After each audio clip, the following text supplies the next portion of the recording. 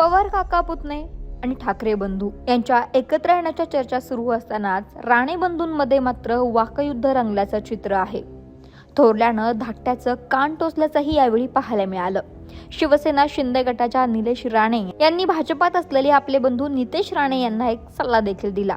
त्याचं झालं असं की धाराशिव जिल्हा नियोजन समितीतील निधी वाटपावरून भाजपा आणि शिवसेनेमध्ये सुप्त संघर्ष असल्याची चर्चा आहे.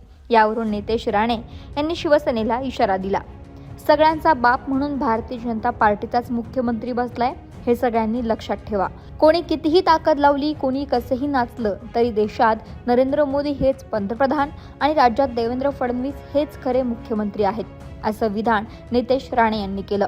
नितेश राणे आक्रमक शैलीमुळे आणि वादग्रस्त वक्तव्यामुळे चर्चेत असतातच, परंतु आता शिवसेना शिंदे गटात असलेले बंधू निलेश राणे यांनी आपल्या सोशल मीडियावरती एक पोस्ट करत आपल्या भावाला सूचक सल्ला दिलाय.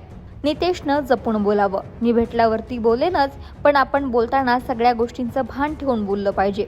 सभेत बोलणं सोपं आहे, पण आपल्या बोलण्यामुळे आपण नेमका कोणाचा फायदा करतो याचं भान असलं पाहिजे. आपण महायुतीमध्ये आहोत हे विसरून चालणार नाही, असा सल्ला निलेश राणे यांनी नितेश राणेंना दिला. दरम्यान निलेश राणे यांच्या पोस्ट नंतर नितेश राणे यांनी हे ट्विट केले आणि आपण टॅक्स फ्री आहात असं उत्तर देखील दिलं. त्यामुळेच राणे बंधूंमध्ये वाकयुद्ध रंगल्याची चर्चा सध्या सुरू आहे.